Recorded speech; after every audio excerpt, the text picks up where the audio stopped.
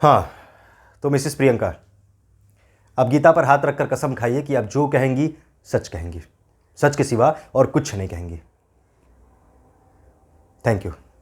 जैसा मुझे एक बात तो समझ में आती है कि मिसेस प्रियंका अपने पति से डिवोर्स लेना चाहती हैं, पर यह बात नहीं समझ में आती कि मिसेस प्रियंका ने डिवोर्स के लिए जो एलिमनी डिमांड की है वो क्यों की है।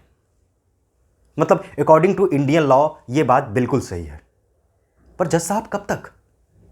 एलिमनी का मतलब होता है सिक्योरिटी, लेकिन जब आप मिसेस प्रियंका की बैंक डिटेल्स चेक करेंगे तो आपको पता चलेगा कि Mrs Priyanka financially mister Ajay से बहुत ज्यादा स्ट्रांग है।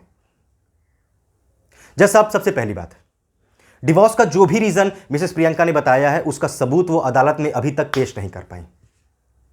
दूसरी बात, मिसेस प्रियंका का यह तीसरा डिवोर्स है। इसके पहले भी मिसेस प्रियंका ने 2 बार डिवोर्स लिया है और उन्होंने दोनों डिवोर्स में अच्छी खासी एलिमनी ली थी। क्यों मिसेस प्रियंका, मैं सही बोल रहा हूं? Thank you. जज साहब, तीसरी और सबसे अहम बात, मिसेस प्रियंका की यह तीसरी शादी है। तीसरी शादी, लेकिन मिसेस प्रियंका अभी तक मां नहीं बन पाई। मिसेस प्रियंका, आप सबको सच बताइए, इसके पीछे सच्चाई क्या है? कम ऑन, सब सच सुनना चाहते हैं मिसेस प्रियंका, टेल मी। जज साहब, शायद मिसेस प्रियंका सच बोलना नहीं चाहती हैं। मैं आपको सच्चाई से रूबरू कराता हूं।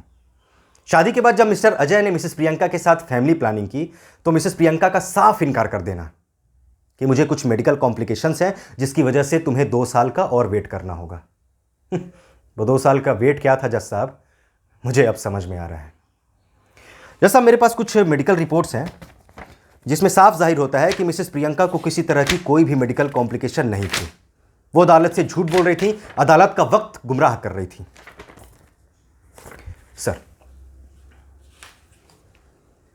माफी चाहते हैं जज साहब, मुझे तो मिसेस प्रियंका का ये शादी कम और उनका प्राइम बिजनेस ज्यादा लगता है।